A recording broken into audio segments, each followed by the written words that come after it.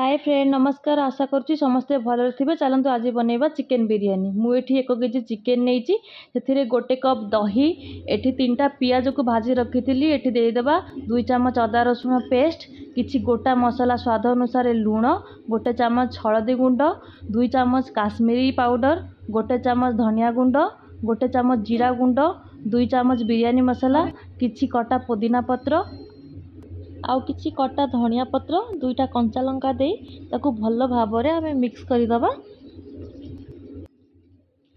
आधा घंटा मेरिनेट हवा पर छाड़ी दबा।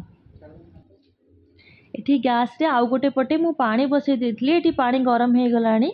एथिरे गोटे चामच लूण, गोटे लेंबू आउ किछि गोटा मसला मे एठी ऐड करदबा।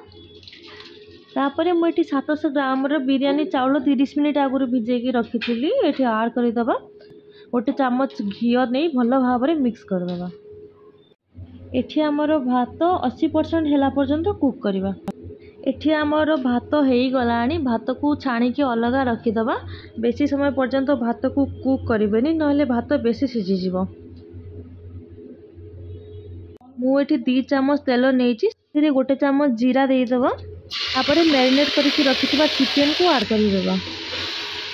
गैस रो फ्लेम को मीडियम करके 15 मिनट पर्यंत कुक करवा।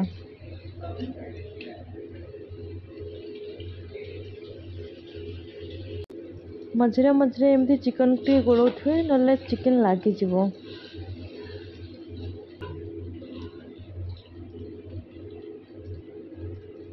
देखो आमर ये मसला तेल छाड़ा माने चिकेन आमर पूरा है आसलानी। एठी सबु जिनिस आमर रेडी हो गला। फाइनली आमे एबे दम देबा।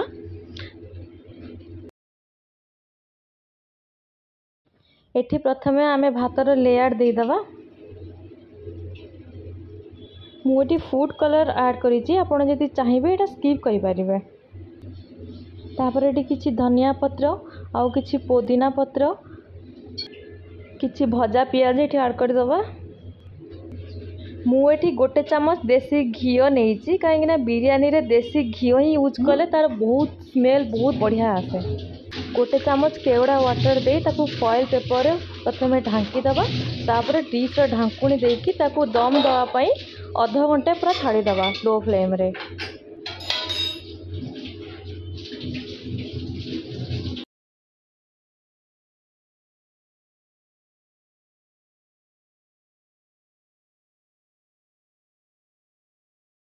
एठी आमर आधा घंटे हो गलानी। चलतु खोलिकी देखिबा।